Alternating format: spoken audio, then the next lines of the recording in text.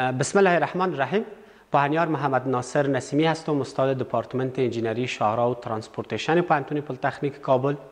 به ادامه درس های مضمون مکانیک خاک، امروز درسی که قرار است ما شما مطالعه کنیم در ارتباط به تصنیف خاک‌ها است.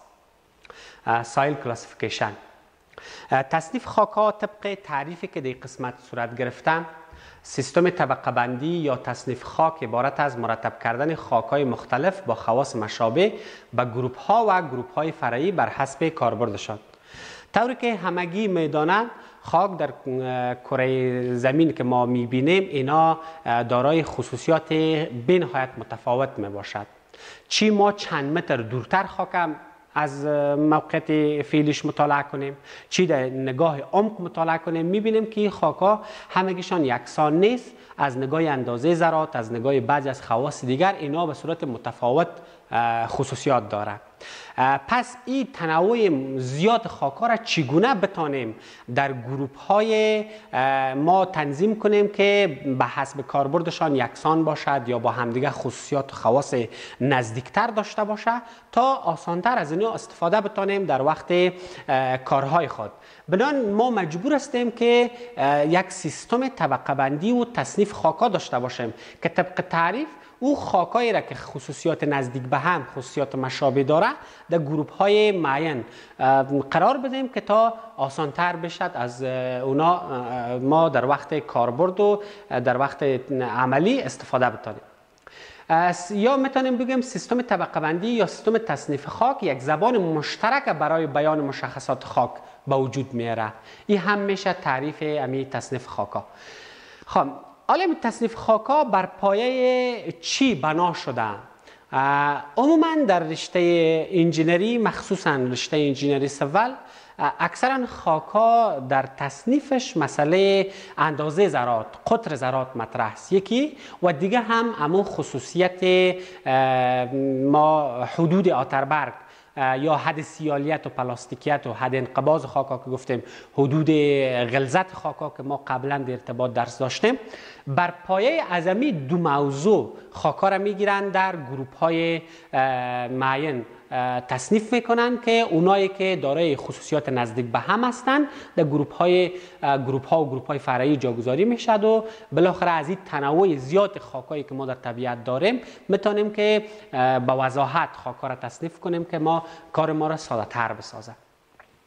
ما دو نوع تصنیف به صورت کل بر خاک‌ها داریم. یک تصنیف بر اساس بافت خاک است و دیگه هم تصنیف خاک‌ها بر حسب استفاده. تصنیف خاک بر اساس بافت، در تصنیف خاک بر اساس بافت صرف اندازه ذرات مطرح است. در اونجا خصوصیات یا حد سیالیت و پلاستیکیت خاک‌ها در نظر گرفته نمیشه. حدود آتربرگ، حدود غلظت خاک‌ها در اونجا مورد بحث نیست. صرف خاک‌ها را به اساس اندازه ذرات تصنیف میکنن که نوع مشهور تصنیف خاک بر اساس بافت طبقه بندی سازمان زراعت امریکا.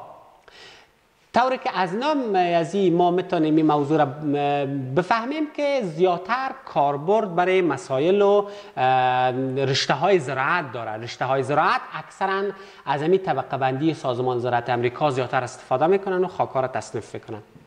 در این نوع تصنیف ابتدا عموما یک خاک که ما نامگذاری میکنیم، ابتدا همون نام گروه اصلی و بعد دنبال از اون نام گروه فرعی به صورت صفت ذکر میشه. مثلا بعد از اینکه که ما خاک هم تصنیف کردیم در این سیستم، مثلا گل ریگدار که در اینجا گل خاک اصلی ما گل است، ولی گروپ فرعی که یک مقدار ریگ هم در ترکیبش وجود داره او رو به صورت صفت گل ریگدار. ولی اگر ما به صورت انگلیسی بگیم باز برعکس میشه دیگه. ما گل کلی میگیم، ریگدار سندی، مثلا میگم سندی کلی. اونجا سندی صفت اول ذکر میشه و بعد زو کلی که گل است به صورت در سیستم انگلیسی اینا نامگذاری میشه. یا گل لایدار میشه سلتی کلی در انگلیسی. به این شکل نام خاک ما در طبقه بندی سازمان زراعت امریکا به این شکل میشه مشخص. طبقه بندی سازمان زراعت امریکا یک مثلث را که شما در قسمت میبینن به وجود آورد به خاطر تصنیف خاک‌ها. این مثلث دارای فیصدی های کلیر ما در این زل از 0 تا 100% داریم فیصدی سلت دیزل و همچنان فیصدی سند دیزل ما داریم. این یک خاک ما که اگر از یک فیصدی کلی، یک فیصدی سلت و یک فیصدی سند ترکیب شده باشه و فیصدی زور در نتیجه تحلیل دانه خاکاب معلوم کرده باشیم و او را در دسترس داشته باشیم، ما میتونیم خیلی به سادگی با استفاده از این مثلث که دوی شما قسمت میبینن خاک بفهمین که خاکتان نامش چی است و به این شکل عموما به گروپ اصلی و گروپ فرعیش که به صورت صفت ذکر میشه در قسمت ما میتونیم پیدا کنیم. خب چگونه این تصنیف انجام میشه؟ ما اسلاید بعدی باز یک مثال داریم، عملا کار میکنیم، ولی قبل از او ما نام هایی که در قسمت ذکر شده، مثلا اگر خاک ما در نتیجه تصنیف همون نقطه ای را که ما فیصدی سلت و کلی و سندش داشتیم در این قسمت حاصل شد، او خاک ما میشه گفته شد راستن کلی، یعنی فیصدی خیلی زیاد کلی دارد، دیگرها قدر در ترکیب شامل اگر هم هستن خیلی کم هستن، به صورت کل کلی برش میگم یعنی گل. اگر دی قسمت حاصل شد سند گفته میشه، اگر دی قسمت حاصل شد سلت، اگر دی قسمت مرکزی حاصل شد به نام لوم یاد میشه. غیر از این اگر دیگه قسمت ها حاصل شد باز به صورت نمود که ابتدا صفت در سیستم انگلیسی بعد از اون نام، مثلا سلتی لوم یا سلتی کلی لوم یا سلتی کلی به این صورت ذکر میشه.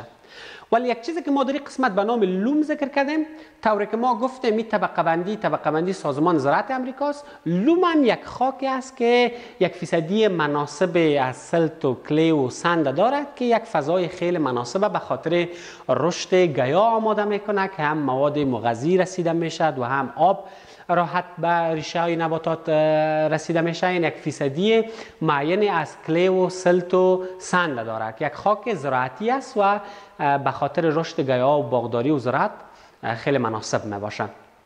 حالا باید ببینیم که عملا از همین دیاگرام ما چگونه استفاده میتونیم. باید یک مثالی که در این قسمت آورده شده این را عملا استفاده کنیم. مثلا گفته یک خاک تحلیل دانه‌ای شده، منحنی دانه‌بندی از اون نشان میده که 30% ریگ دارد. این خاک ما در ترکیب از این خاک ما ریگ 30% شامل است، 40% لای شامل است و 30% دیگه هم گل. گفته شما به اساس سازمان از طبقه بندی سازمان زراعت امریکا امی خاک نامش پیدا بکنند.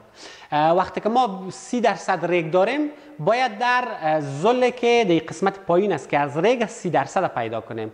در قسمت 30% ریگ شد و در اینجا ما 40% لای داشتیم، لای سلت 40% این قسمت پیدا میکنیم.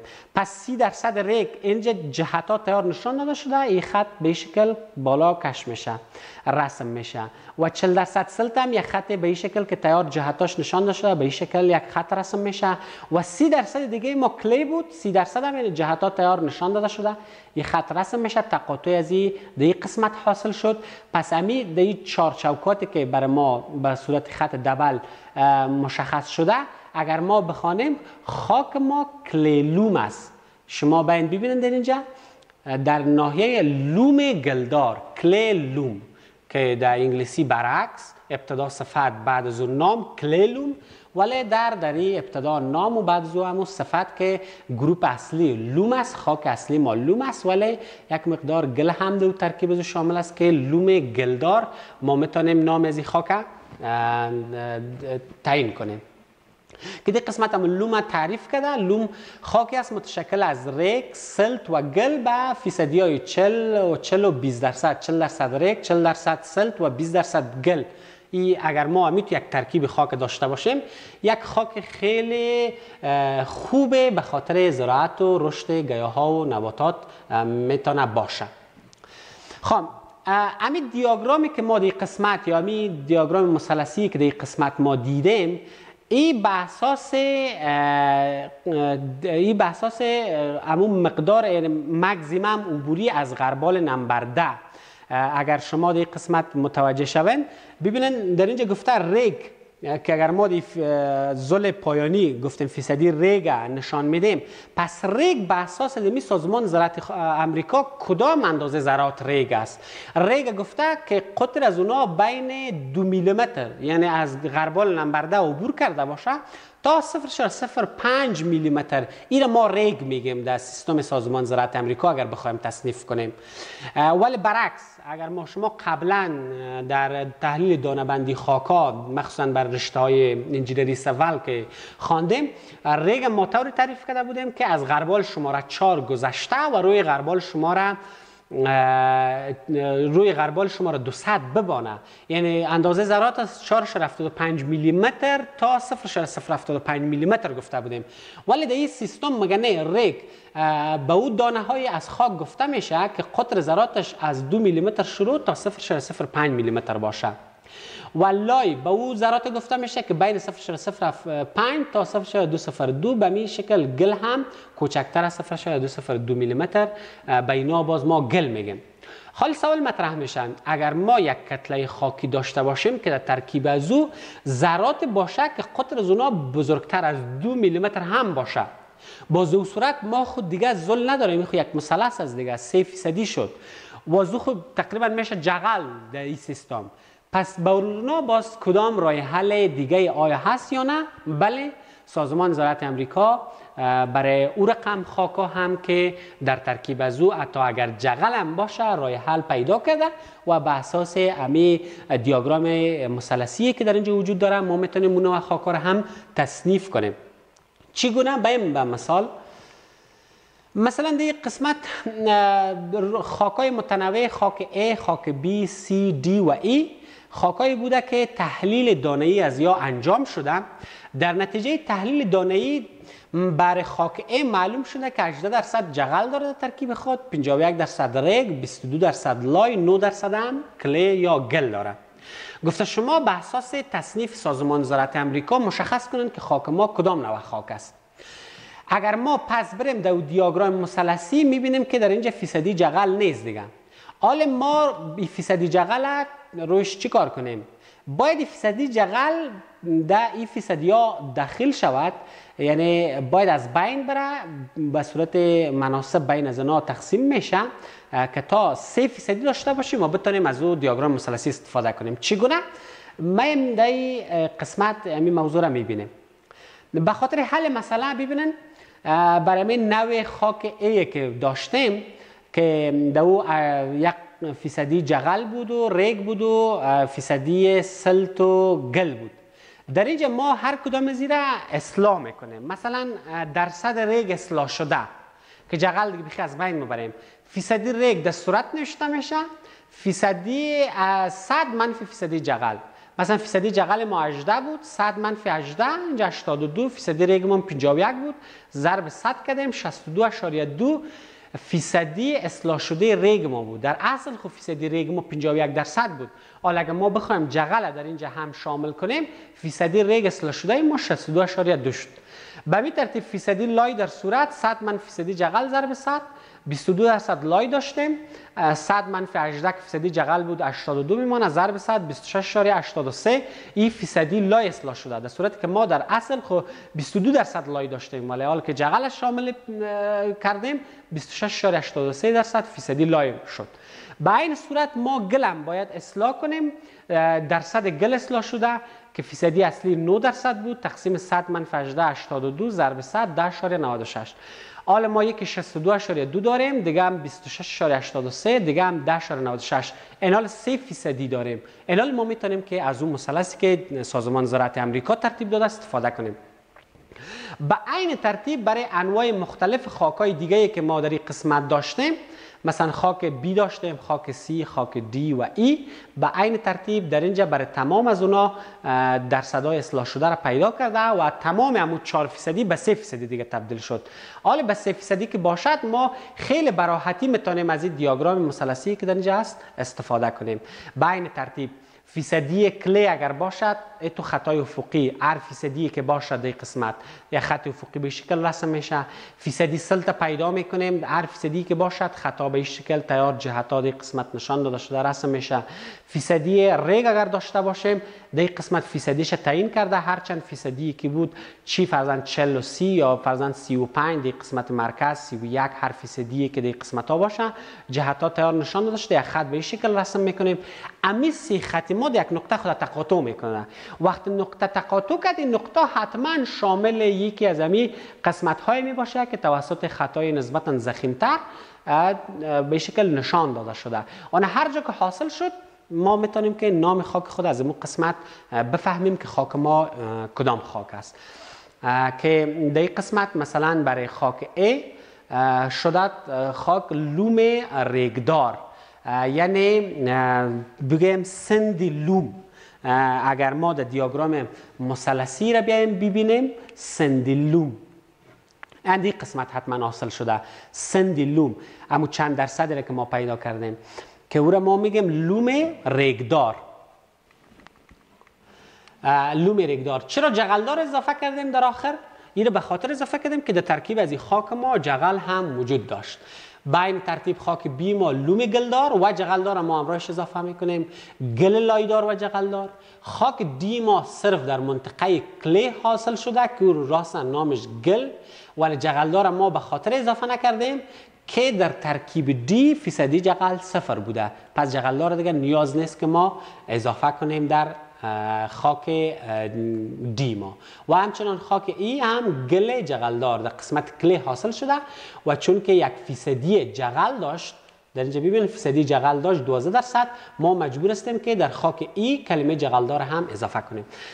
این تصنیف سازمان زراعت امریکا طوری که از نام این تصنیف میشد برداشت شود که یک تصنیفی است که زیادتر کاربرد برای کارهای که برای رشته های زراعت داره. پس آیا برای رشته هایی که مربوط به انجینری سیول است، دپارتمنت هایی که انجینری سیول هستند، اونا به اساس چی تصنیف میکنه خاک‌ها را؟ آیا اونا هم از این تصنیف سازمان زراعت امریکا یعنی تصنیف به اساس بافت خاک استفاده میکنه؟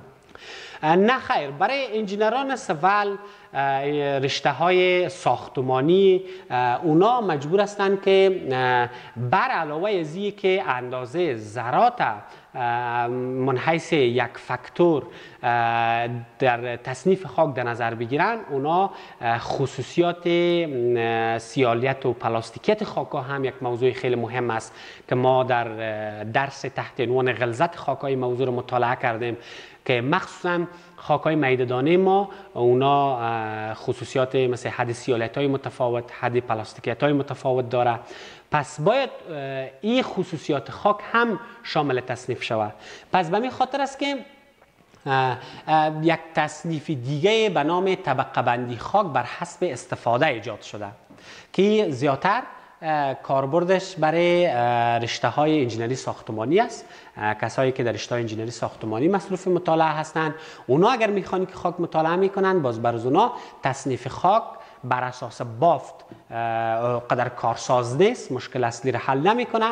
اونا نیاز دارن که تا از تصنیف خاک بر حسب استفاده کنند که در این تصنیف بر علاوه اندازه ذرات حدود آتربرگ یا حدود غلظت خاک ها نیز در نظر گرفته میشه و بر اساس اعظمی دو خاصیت مهم خاک ها تصنیف میشه که در این تصنیف دو روش عمده که به اساس این تصنیف کار میکنه. یکی طبقه بندی خاک به سیستم آشتو هست و دیگه هم سیستم طبقه بندی متحد یا یونیفاید هست که طبقه بندی آشتو اغلب توسط انجینران شاهراه که کسایی که مسلکشان ساخت و ساز سرکا و میادین هوایی و اصلا زیادتر از روش آشتو استفاده میکنن بر طبقه بندی خاکا و دیگر رشته های ساختمانی انجینران جیوتکنیک باز میتونن که زیادتر استفاده کنن از طبقه بندی متحد. ما در درس خود در این قسمت طبقه بندی آشتو را مطالعه میکنیم. سیستم طبقه بندی آشتو هم خاک‌ها را تصنیف کرده که سیستم آشتو خاک‌ها را به گروپ‌های اصلی از A1 تا به A7 تقسیم میکنه. ما بعد از اینکه بعض از خصوصیات های خاک داشته باشیم در سیستم آشتو وقتی که مطابقت بدیم پیش میریم میبینیم که خاک ما حاصل میشه در جدول آشتو خاک A1 یا A2 یا A3 تا A7 انواع مختلف خاکا میشه حاصل شود که به صورت کل باز گرفتن خاک A1 A2 A3 اینی گفتن اصلا خاکای دانه‌ای یا خاکای اکثرا بزرگ دانه که برازی یک جدول ترتیب کردن. عموما این کدام خاک است؟ خاکایی که فیصدی عبورشان فیصدی عبوری از غربال نمبر 200 کمتر از 35% باشه.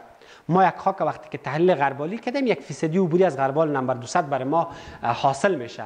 اگر همون فیصدی عبوری از غربال نمبر 200 کمتر از 35 بود باز ما گفتم میتونیم خاک ما شامل این سه خاک است، یا A1 است یا A2 یا A3. ولی در صورتی که اگر فیصدی عبوری از غربال نمبر 200 بیشتر از 35 بود باز در صورت خاک ما یا A4 یا هم A5 A6 A7 در این خاکا ما که اکثرا خاکای میده‌دانه این خاکا می باشن. حال آشتو سیستم طبقه بندی آشتو بر اساس معیارهای زیر استوار است. مثلا سیستم طبقه بندی آشتو ما جغل به کدام خاک میگیم؟ گفته جغل عبارت از امو خاکی است که اندازه ذراتش از 75 میلیمتر شروع شده از بزرگترین قطر و تا 2 میلیمتر غربال نمبر 10 روی غربال نمبر 10 ببانه. اینبینه با به نام جغل یاد میکنیم در سیستم طبقه بندی آشتو. ریگ به خاک میگیم که از 2 میلیمتر قطر ذرات شروع شده تا 0.075 میلیمتر و لای و گل ما به خاک میگیم که از غربال شماره 200 یا قطر ذراتش از 0.075 میلیمتر کوچکتر باشه. خاصیت پلاستیکی صفت لایدار به خاکای اطلاق میشه که اندکس پلاستیکی آنها مساوی و یا کوچکتر از 10 باشه و صفت گلدار باز به خاکای اطلاق میشه که اندکس پلاستیکی آنها مساوی 11 و یا بزرگتر از 11 باشه.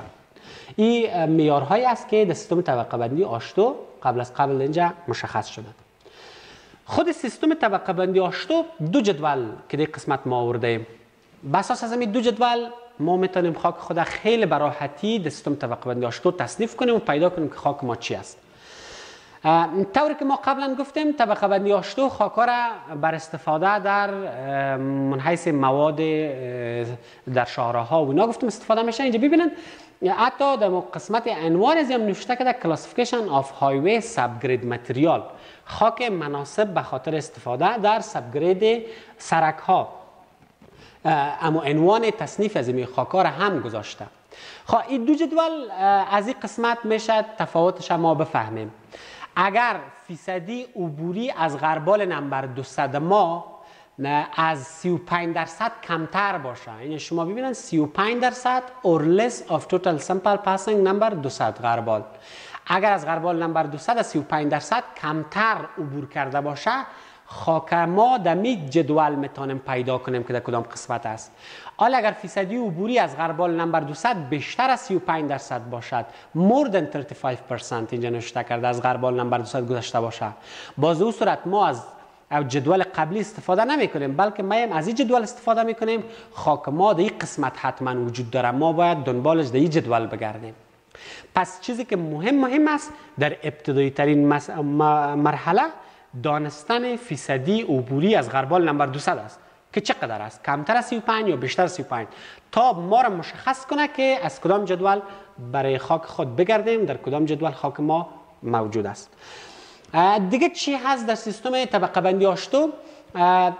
دیگه موضوعاتی که شامل است یعنی شما ببینید ما فیصدی عبوری از غربال نمبر 10 را باید داشته باشیم. یعنی ما وقتی که خاک میخوایم بر اساس سیستم آشتو طبقه بندی کنیم بریم یک تحلیل غربالی روش انجام بدیم که غربال نمبر 10 سیستم شامل باشه، 40 شامل باشه، 200 شامل باشه تا فیصدی عبوری از غربال نمبر 10 به ما حاصل شود از 40 و از 200. اینیا کار ما هست. دیگه چی کار ما است؟ لیکوید لیمیت خاک و پلاستیک اندکس خاک ما باید داشته باشیم که لیکوید لیمیت و پلاستیک لیمیت خو ما گفتیم حدود آتربرگ پیدا میکنیم و پلاستیک اندکس یا مو آی پی یا پی آی پلاستیک اندکس از حاصل تفریق لیکوید لیمیت منفی پلاستیک لیمیت باز حاصل میشه. که ما این دو قیمت خاکار هم داشته باشیم. این به اساس زمین 5 فاکتور ما میتونیم باز خاک خود پیدا کنیم که خاک ما کدام خاک است. پروسه کاری میطور است که از این طرف چپ شروع میکنیم به طرف راست به این طرف میریم.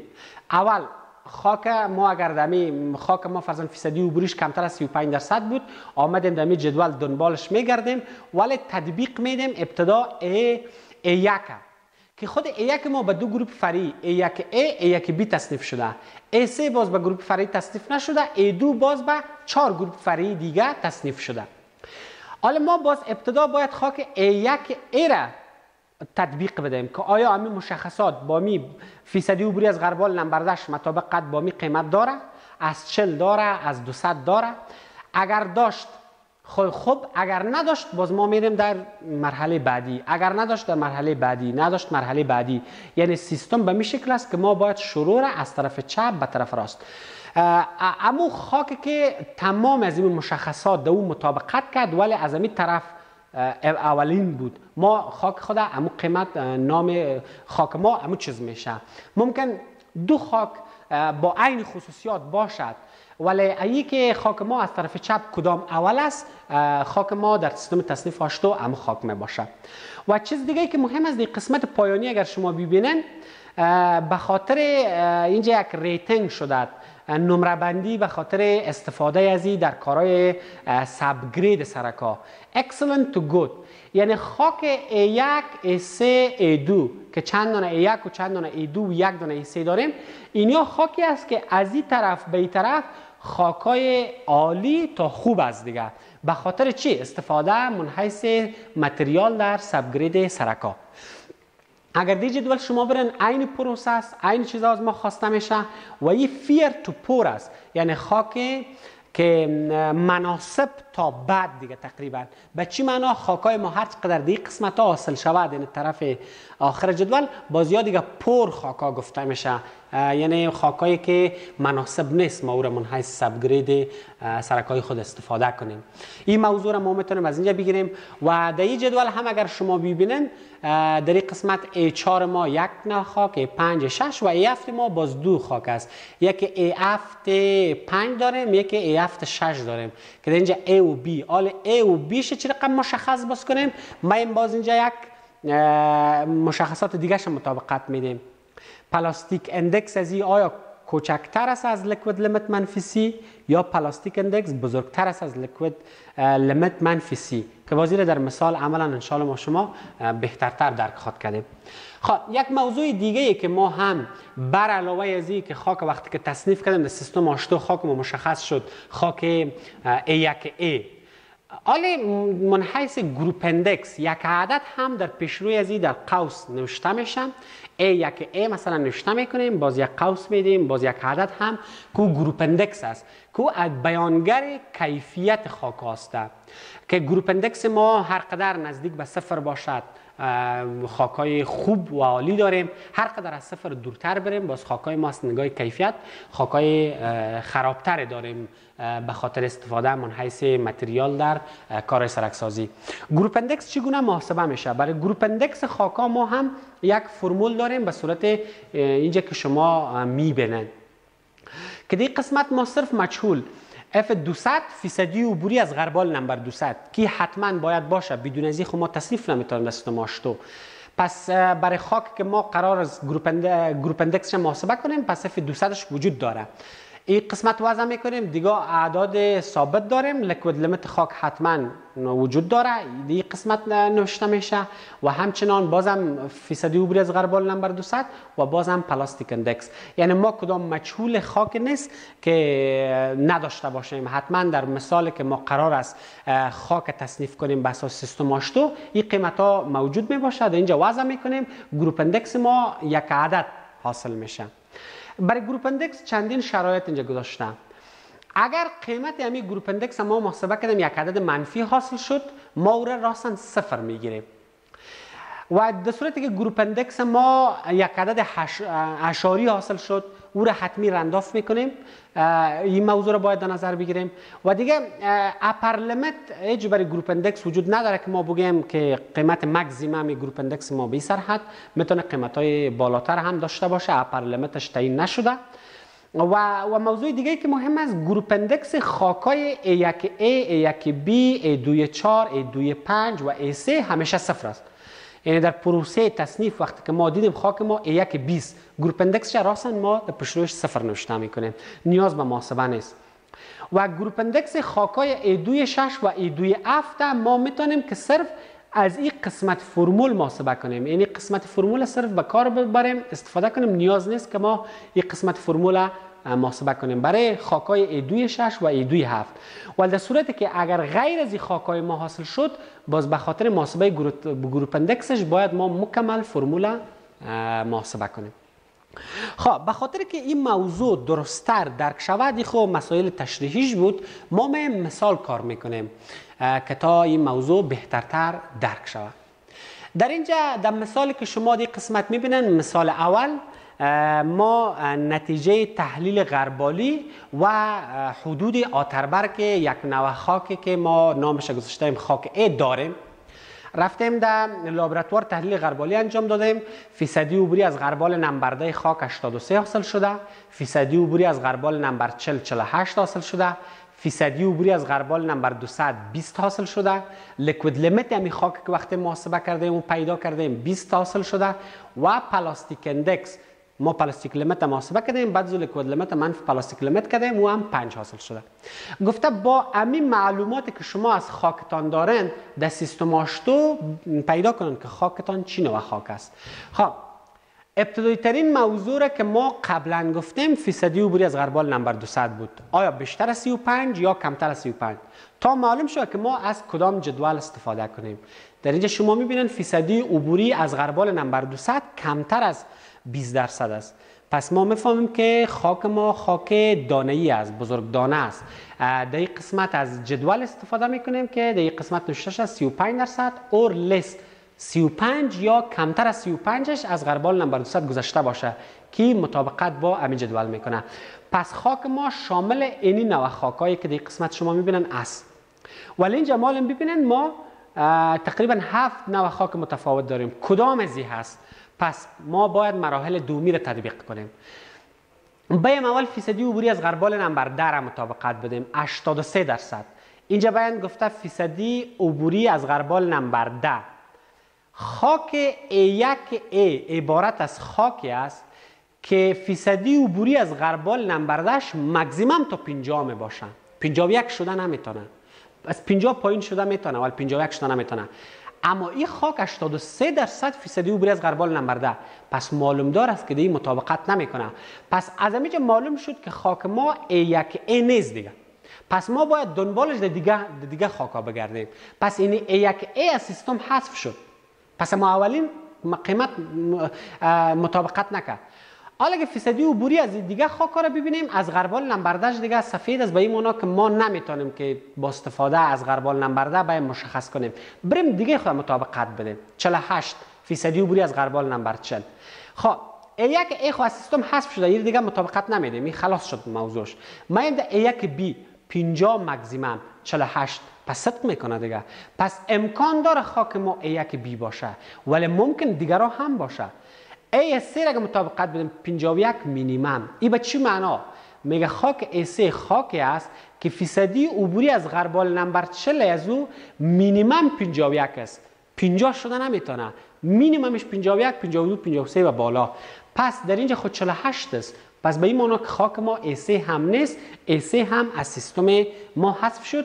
پس A1B ماند و 4 دانه خاک دیگه که باز نمبر 40 ما اینجا سفید است، ما هم دیگر مطابقت میدیم. خاک فیصدی عبوری از غربال نمبر 200 25 مکزیمم ای 20 است، پس دی شامل است دیگه. مکزیمم 25 20 است. با اینجا 35 مکزیمم 35 کلش به این معنا ممکن تمام از یا صدق میکنه.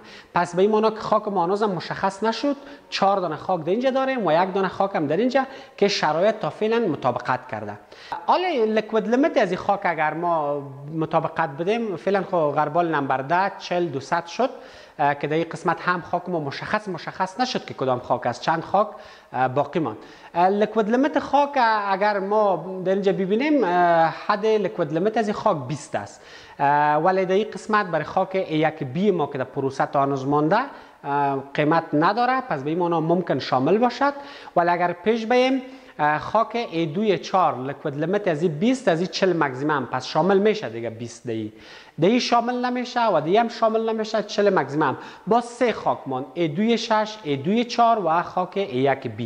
با این پلاستیک اندکس اگه مطابقت بدیم قیمت از 5 است، پلاستیک اندکس خاک ما اینجا از A1B 6 است، پس شامل است دیگه. 5 اگر باشه 6 میتونه شامل باشه. پس تمام مشخصات خاک A1B دیمی مشخصات که برای خاک داده شده بود مطابقت کرد. پس خاک ما چون گفتیم از طرف چپ میریم، اولین خاک هر کدام مشخصاتش درست کرد. اولین خاک A1B بود، پس ما گفتم میتونیم که خاک ما با همین مشخصاتی که در قسمت برش گفته شده خاک A1B هست. پس در سیستم آشتو بر ما معلوم شد که خاک ما خاک A1B هست. خب به خاطر محاسبه گروپ اندکس ازی ما شما قبلا گفتیم که بر خاک خود بر علاوه ازی که گروپش مشخص میکنیم در سیستم آشتو چی است، ما باید گروپ اندکس هم برش محاسبه کنیم که او رو جی آی نام گذاشته بودیم و به این صورت جی آی در پیشروی نام خاک یا گروپ خاک ما یک قوس و قیمت امو جی آی نوشته میشه. حالا ما چرا در صفر گرفتیم؟ ما قبلا دی قسمت اگر ببینن گفتیم اگر خاک ما A1B حاصل شد قیمت جی آیش صفر است، نیاز به محاسبه نیست. پس اگر اینو شما ببینن ما راستن صفر گرفتیم. پس خاک ما گروپش A1B از سیستم آشتو، گروپ اندکسش هم صفر است. پس به چی معنا؟ خاک A1B از دیگه قسمت های جدول است، پس خاک اکسلنت است به خاطر استفاده من حیث متریال در متریال سبگرید سرکا و یک جی آیش هم صفر شده. این کیفیت خوب خاک نشان میده. پس یک خاک مناسب به خاطر استفاده در کارهای سرکسازی ما است. این یکی از مثال ها بود. به مثال بعدی را کار کنیم که تا موضوع بهترتر درک شود. باز هم روی یک نوع خاک که ما در اینجا نام از او خاک بی مانده ایم، هم تحلیل غربالی انجام دادیم و هم حدود آتربرگ از او خاک رفتیم محاسبه کردیم که تحلیل غربالی برای روش آشتو صرف فیصدی عبوری از غربال نمبر 10 نمبر 40 نمبر 200 موجودیتش مهم است و حد سیالت پلاستیکیت که بر از این خاک وقتی که همین پروسه انجام شده تمام قیمت ها در قسمت اینا درج شده. عملا شما میتونید ببینید. شروع میکنیم که خاک ما چی نوع خاک از سیستم آشتو، در کدام گروپ ما جی آیش چقدر است و از نگاه استفاده من حیث متریال سبگرید سرکا چی نوع خاک است. اول فیصدی عبوری از غربال نمبر 200 86. ما باید از او جدول قسمت جدول استفاده کنیم که فیصدی عبوری more than 35%، فیصدی عبوریش از غربال نمبر 200 باشه که دمی مطابقت میکنه. پیشتر کمتر از 20% فیصدی عبوری از غربال نمبر 200 بود، از جدول قبلی استفاده کردیم. ولی فعلا چون 86% عبوری از غربال نمبر 200 است ما مکلف هستیم که از این قسمت جدول استفاده کنیم. یعنی خاک ما خاک میده‌دانه است، خاک شامل A4 A5 A6 و A7 می باشه. ولی اینجا حال باز ما چندین گزینه داریم که کدام از این هست ما مجبور هستیم که فیصدی عبوری از غربال نمبر 10 مطابقت بدیم، از 40 از 200 به این ترتیب لیکوید لیمیت پلاستیک اندکس تا مشخص شود که خاک ما کدام است. فیصدی عبوری از غربال نمبر 10 هیچ وجود نداره، به این معنا ممکن تمام از یا شامل باشه. فیصدی عبوری از غربال نمبر 40 باز هم در اینجا همگی سفید است، ممکن تمامش شامل باشه. فیصدی عبوری از غربال نمبر 200 کلش 36 مینیمم، از غربال نمبر 200 86، پس در کل شامل شده میتونه. وقت فیصدی عبوری غربال نمبر 200 خاک A4 36 مینیمم باشه، به این معنا که از 36 پایانتر شامل نیست، بالاتر همه شامل است. پس چون 86 است دیگه ممکن A4 باشه، ممکن A5 A6 A7. پس به این معنا که اینی قیمت ها نتونست خاک ما رو مشخص کنه، به این لیکوید لیمیت مطابقت بده. لیکوید لیمیت خاک است 70. به اینجا شما ببینن لیکوید لیمیت خاک A4 40 مکزیمم، یک 70 باشد مکزیمم 40، پس شامل نشد. خاک A4 خاکی است که لیکوید لیمیتش مکزیمم 40 می باشه، این خو 70 است، پس به این معنا که از پروسه ای حذف شد، خاک ما A4 نیست.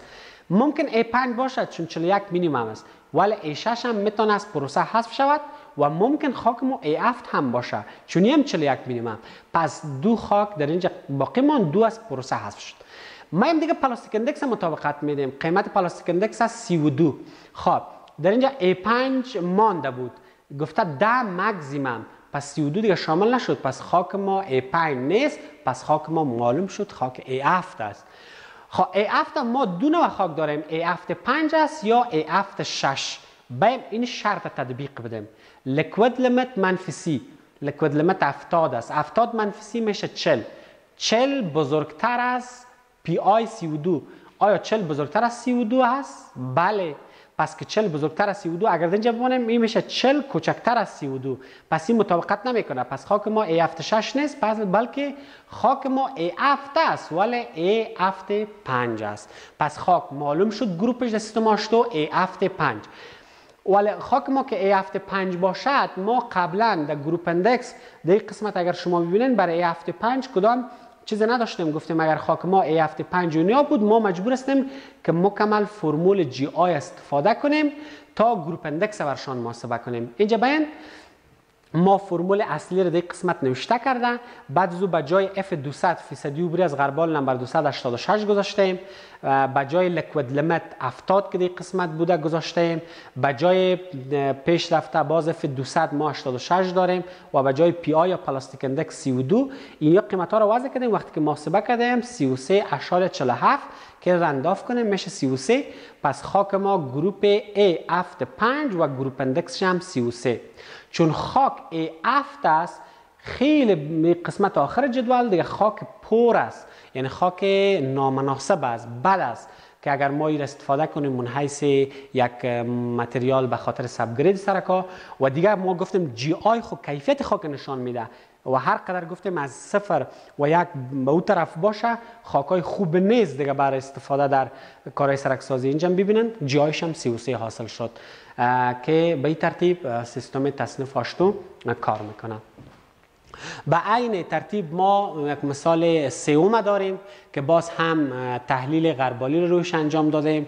اما فیصدی عبوری از غربال نمبر 10 40 200 لیکوید لیمیت پلاستیک اندکس زیر اینجا درج کردیم و با استفاده از امی جدولای آشتو پروسه را مطابقت دادیم که در اینجا چون فیصدی عبوری از غربال نمبر 200 ما 21 است از این جدول استفاده کردیم که در نتیجه کار معلوم شد که خاک ما A2 و گروپ اندکس هم ما از این فرمول که محاسبه کردیم 0.12 که رنداف شده 0 گرفته که هم یک از جمله مثال است که با این ترتیب مثال های قبلی کار شد. این مثال هم کار میشد و گروپ اندکس هم برش تعیین میشه. منابعی که ما به خاطر درسای خود استفاده کردیم، مأخذ اصلی مو میخانیک خاک که پوهان محمد نظیر نجابی تالیف کرده و آزمایش‌های لابراتواری که او هم مؤلفش پوهان محمد نظیر نجابی از استفاده شده. مأخذهای کمکی یک مکانیک خاکی که دکتر علی پاک استاد یکی از پانتونای ایران است و کتاب مکانیک خاک Principle of Geotechnical Engineering داس است و همچنان Introduction to Geotechnical Engineering و همچنان سایل میکانیک آقای کریک. از اینها ما استفاده کردیم که این موضوعات اکثرا از این کتابا گرفتیم. ما درس مربوط به تصنیف خاک‌ها را در دو بخش تنظیم کردیم که بخش اولش همون معلومات عمومی در ارتباط به تصنیف خاک‌ها و تصنیف خاک سازمان زراعت امریکا و مخصوصا تصنیف خاک بر روش آشتو که برای رشته‌های ساختمانی نهایت مهم است.